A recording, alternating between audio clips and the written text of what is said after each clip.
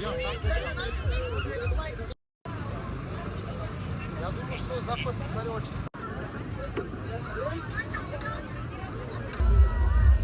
3, 2, 1, пуск!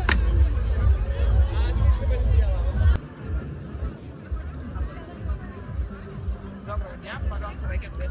Посадка. Казань, Татарстан. Координация и профессионализм летчиков. Все внимание в небо!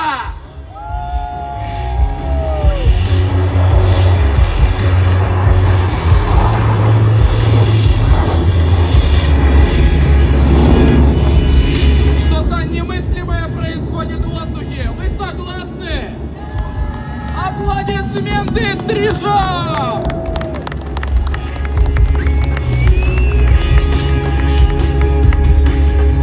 Переход на нисходящую траекторию и выполнение ввода в разворот.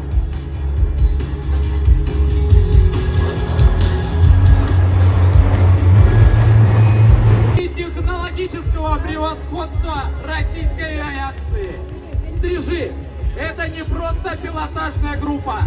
Это символ мощи и непобедимости нашей страны. Пусть небо над Россией всегда будет мирным, а наши летчики непобедимыми! Слава российским ВКС!